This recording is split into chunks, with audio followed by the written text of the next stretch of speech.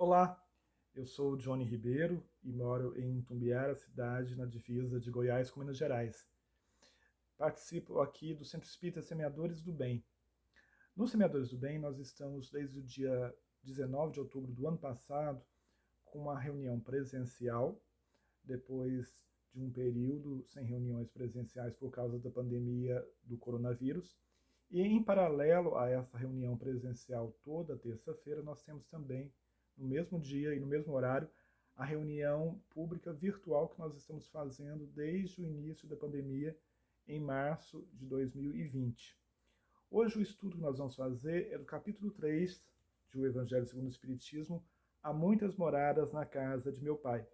É o início, que traz uma parte que está no Evangelho de João, capítulo 14, versículos 1, 3, que diz assim: Que vosso coração não se turbe. Crede em Deus, crede também em mim. Há muitas moradas na casa de meu pai. Se assim não fosse, eu já vos teria dito, porque eu me vou para vos preparar o lugar. E depois que eu tenha ido e que tenha preparado o lugar, eu voltarei e vos retomarei para mim, a fim de que lá onde eu estiver, ali estejais também. Aí, Allan Kardec, que é o codificador do Espiritismo, que organizou a doutrina espírita, sob a supervisão e o acompanhamento dos espíritos superiores, traz uma mensagem dizendo: diferentes estados da alma na erraticidade. A casa de meu pai é o universo. As diferentes moradas são os mundos que circulam no espaço infinito e oferecem aos espíritos encarnados moradas apropriadas ao seu adiantamento. Independentemente da diversidade dos mundos, essas palavras podem também ser entendidas como estado feliz ou infeliz do espírito na erraticidade. A erraticidade é o período de tempo entre uma encarnação e outra. Quando a gente encontrar na doutrina espírita a palavra espírito errante, não é espírito que erra, é o espírito que está na erraticidade, que está entre uma encarnação e outra. Segundo ele seja mais ou menos depurado e desligado dos laços materiais, o meio em que se encontra o aspecto das coisas, as sensações que experimenta, as percepções que possui, variam ao infinito, enquanto que para uns podem se distanciar da esfera em que viveram, outros se elevam e percorrem o espaço e os mundos. Enquanto certos espíritos culpados erram, vivem, ficam nas trevas, os felizes gozam de uma claridade resplandecente e do sublime espetáculo do infinito. Enquanto, enfim, que o mal, atormentado de remorsos e de lamentações, frequentemente só, sem consolação, separado dos objetos de sua afeição, geme sob o constrangimento dos sofrimentos morais, o justo, reunido àqueles que ama, goza as doçuras de uma indizível felicidade. Lá também há, pois, várias moradas, embora não sejam nem circunscritas nem localizadas. Quando Jesus traz essa passagem que está no Evangelho de João, ele quer dizer que a Terra não é um único planeta habitado. É nesse universo imenso, cheio de planetas, galáxias e tantas constelações, não seria justo que apenas a Terra tivesse vida habitada. Há vida habitada em diversos mundos, tanto para encarnados quanto para desencarnados. A doutrina espírita nos esclarece que Deus nos criou lá no início na nossa trajetória como espíritos simples e ignorantes, mas com a possibilidade de chegar um dia à categoria de espíritos puros, perfeitos, com o conhecimento total do amor, da moralidade e da intelectualidade. Entre esse ponto de partida e a chegada à categoria de espíritos puros, nós teremos as diversas existências no corpo. E entre uma existência e outra, o período da erraticidade, que é o período que se espera de uma existência para outra. Essas existências corporais podem ser aqui na Terra, como podem ser em qualquer outro planeta que a gente esteja seguindo a nossa trajetória. Allan Kardec, junto com os espíritos superiores, faz uma escala dos mundos e divide em 5 categorias. Os mundos primitivos, que é o início de um mundo, como foi a Terra um dia. Os mundos de expiações e provas, onde há mais predomínio do mal ainda, que é a situação atual da Terra. Os mundos de regeneração, onde haverá ainda o mal, mas haverá mais predomínio do bem, que é o que nós estamos caminhando nessa trajetória de passagem, de transição planetária da Terra, de uma categoria de mundos de expiações e provas para mundos de regeneração ou mundos regeneradores. Ainda há os mundos ditosos ou felizes, que não há um grande predomínio do mal, mas ainda não são espíritos perfeitos. E os mundos celestes ou divinos, que já são os mundos habitados pelos espíritos puros, os espíritos perfeitos. Aqueles que chegaram à condição de depurar todas as questões e atingiram o grau máximo do conhecimento em todas as áreas. A doutrina espírita também traz, dentro da proposta de estudo das leis morais, na terceira parte de O Livro dos Espíritos, 10 leis morais que tratam das nossas vidas. E uma dessas leis é a lei de progresso. E para que haja progresso moral e intelectual, são necessárias as existências no corpo.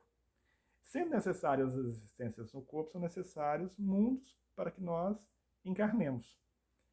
Vamos tomar como exemplo a Terra no atual estágio que nós estamos, né?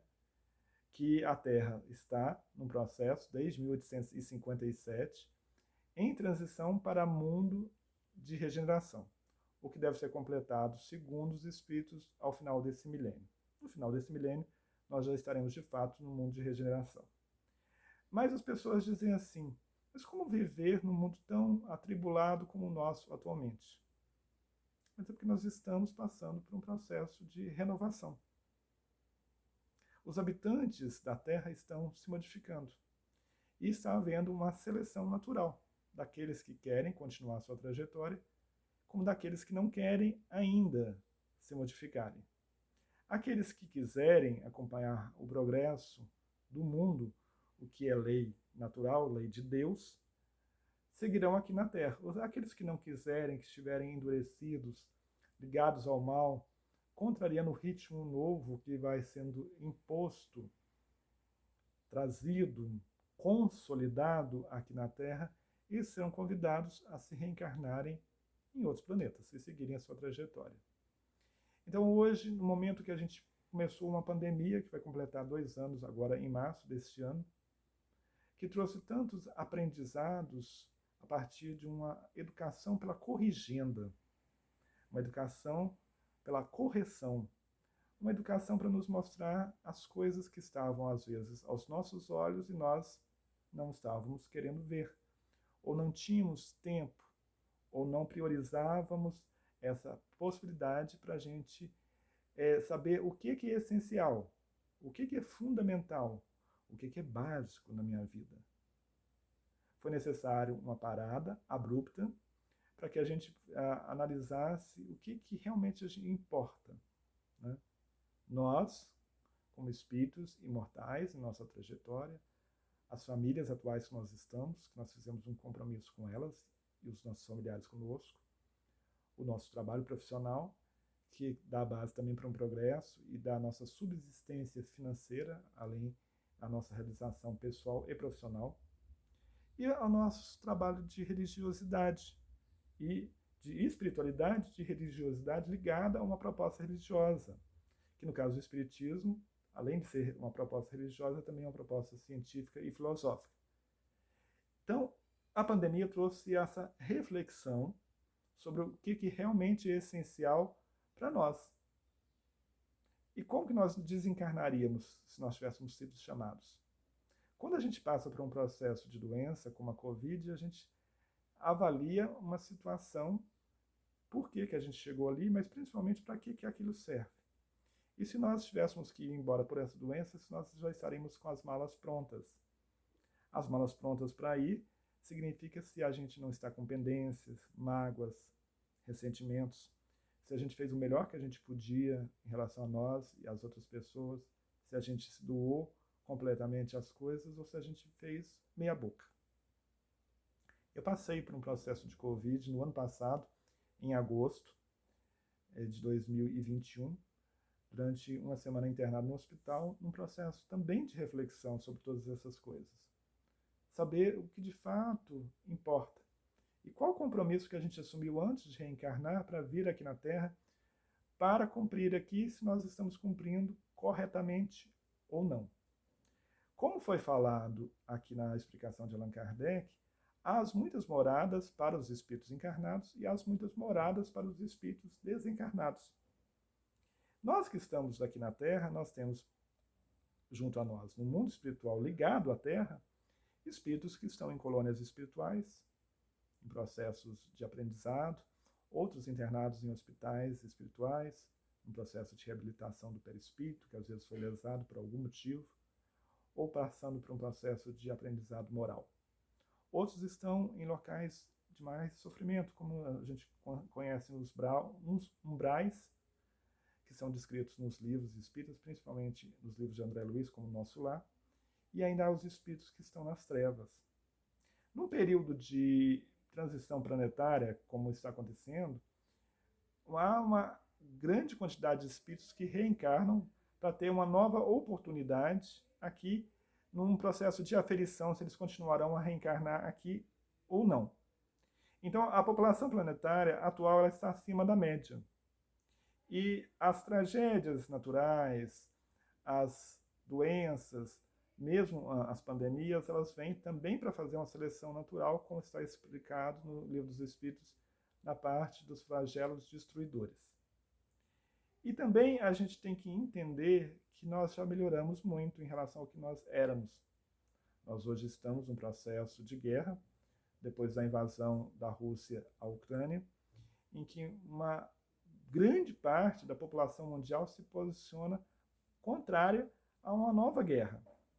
Porque nós já sofremos muito ao longo da história com guerras que trouxeram destruição, mortes. Trazem, claro, também a oportunidade de recomeço, de reconstrução, porque tudo é construção na obra de Deus. Mas só o fato das pessoas que antes apoiavam as guerras, hoje já não estarem apoiando mais, já é um passo, um caminho.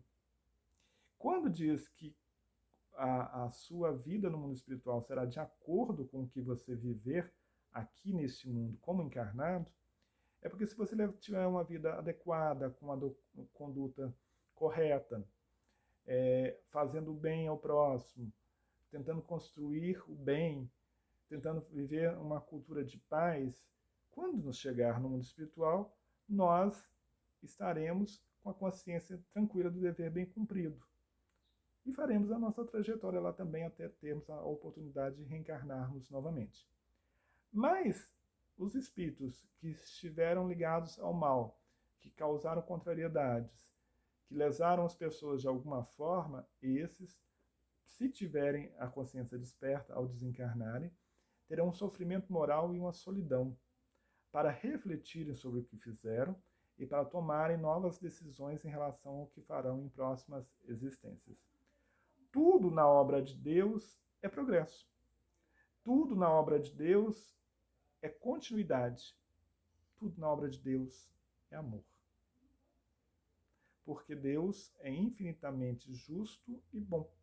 E dentro dessa infinita justiça e desse infinito amor, ele nos dá a possibilidade de reconstruirmos as nossas trajetórias várias vezes, reencarnando novamente, trazendo novas contribuições, corrigindo rotas erradas de outras épocas e tentando fazer melhor do que nós já fizemos em outros períodos.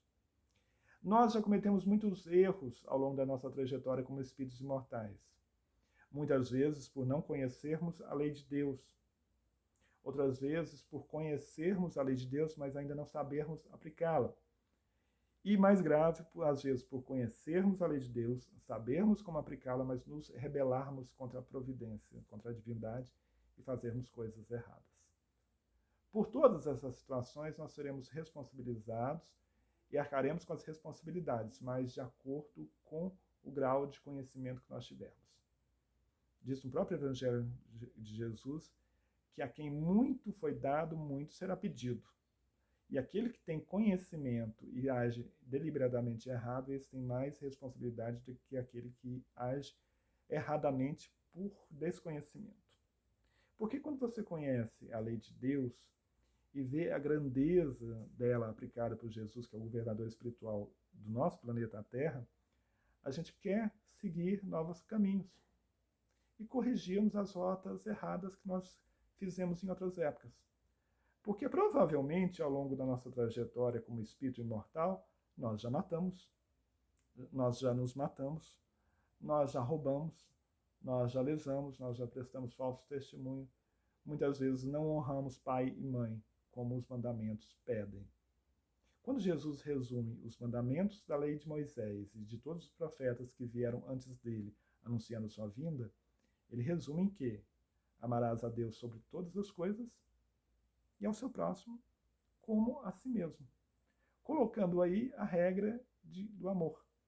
E para colocar isso em prática, dizendo, fazei aos outros o que gostaria que os outros vos fizessem, e não fazei aos outros aquilo que você não gostaria que vos fizesse.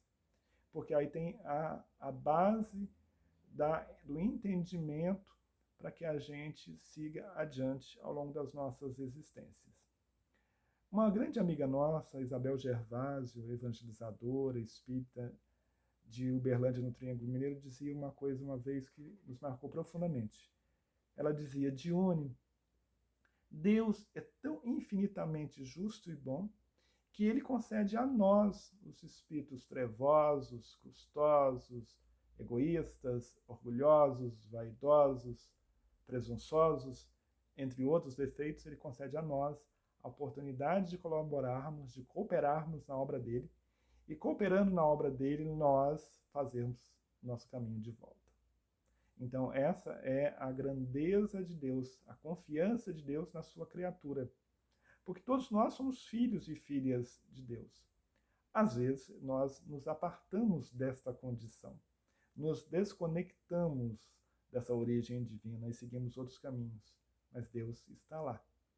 E aí, além de fazer uma reflexão sobre as muitas moradas na casa do Pai e como nós nos comportarmos para crescermos e termos moradas sempre melhores do que nós já temos, tanto como encarnados quanto como desencarnados, é bom a gente voltar no prefácio de O Evangelho segundo o Espiritismo, que traz uma explicação bem interessante e atualíssima para nós que estamos passando por esse momento atual. Que diz assim: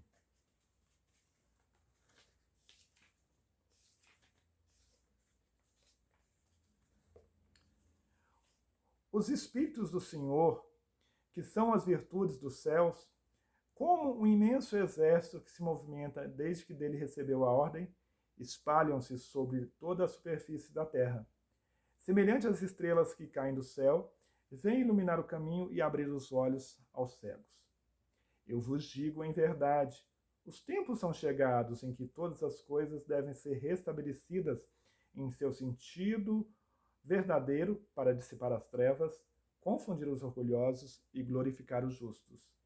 As grandes vozes do céu ressoam como o som da trombeta, e os coros dos anjos se reúnem.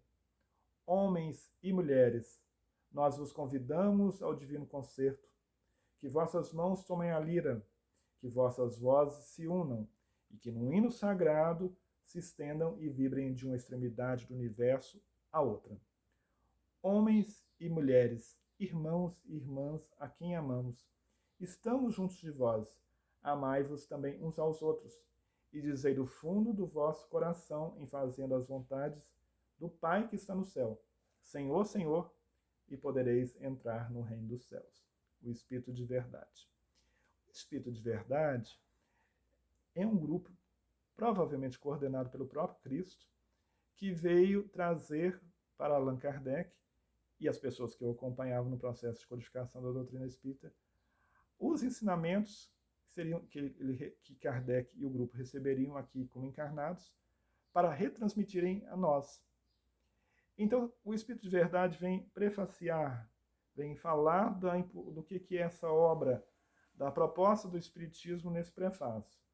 Os Espíritos do Senhor, quer dizer, são os Espíritos de Deus, que são as virtudes do céu, são os Espíritos bons e superiores a nós. Como um imenso exército que se movimenta desde que dele recebeu a ordem, quer dizer, um exército do bem sobre o comando de Jesus em nome de Deus. Espalham-se sobre toda a superfície da terra, em todos os lugares, desde as grandes cidades até os pequenos lugarejos, as pessoas que moram em propriedades rurais. Semelhante às estrelas que caem do céu, as estrelas cadentes, vêm iluminar o caminho e abrir os olhos aos cegos. Aqui ele não fala dos cegos físicos, ele fala dos cegos da ignorância espiritual. Eu vos digo em verdade, os tempos são chegados. Quantas vezes a gente ouviu, desde que nós éramos crianças, que os tempos chegariam? Os tempos são chegados em que todas as coisas devem ser restabelecidas em seu sentido verdadeiro. Se elas devem ser restabelecidas em seu sentido verdadeiro, é porque em algum momento nós, homens e mulheres, ao longo da nossa trajetória, nós deturpamos essas coisas, modificamos o seu sentido original. Para dissipar as trevas, quer dizer, tirar as trevas da ignorância espiritual, afastar as trevas daquilo que obscurece a nossa visão espiritual. Confundir os orgulhosos, aqueles que se acham melhores do que os outros, e glorificar os justos que estão no caminho correto. As grandes vozes do céu ressoam com o som da trombeta. Não tem a passagem bíblica que vem os anjos com o som da trombeta e os coros dos anjos se reúnem. Anjos no sentido de espíritos puros, ou pelo menos espíritos mais superiores do que nós.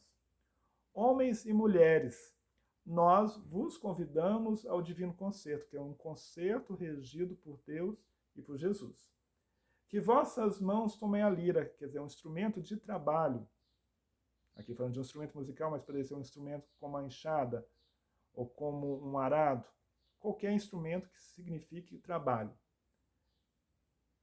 Que vossas vozes se unam, quer dizer, um trabalho de cooperação, de harmonia, apesar das nossas diferenças, apesar das nossas diversidades. E que no hino sagrado se estendam e vibrem de uma extremidade à outra do universo. Quer dizer, mostrando que a casa do meu Pai é todo esse universo amplo que nós conhecemos e que não conhecemos ainda em toda a sua totalidade. Homens e mulheres, irmãos e irmãs a quem amamos, quer dizer, eles já nos amam. Estão junto de vós, quer dizer, além de nos amarem, eles já estão junto de nós. Amai-vos também uns aos outros, quer dizer, eles já nos amam, porque eles são superiores. E estão junto de nós, mas eles têm pedido para que nós amemos uns aos outros. E dizei do fundo do vosso coração, em fazendo as vontades do Pai que está no céu. Senhor, Senhor, e podereis entrar no reino dos céus.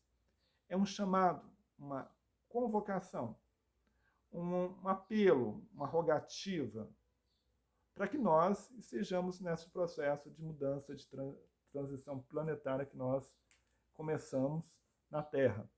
E que, como espíritos puros, aproveitemos a oportunidade para sermos melhores do que nós já fomos antes e nos tornarmos pessoas realmente mais capacitadas dentro da proposta do bem. Para nós encerrarmos a nossa fala,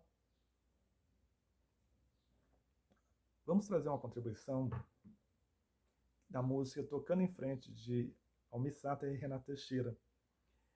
O palestrante Simão Pedro, um dos melhores palestrantes espíritas da atualidade, diz que Sater e Teixeira provavelmente são filósofos da contemporaneidade dos dias de hoje e que entenderam todo o Evangelho de Jesus e conseguiram resumir numa linda poesia, que diz assim: ando devagar porque já tive pressa e levo esse sorriso porque já chorei demais.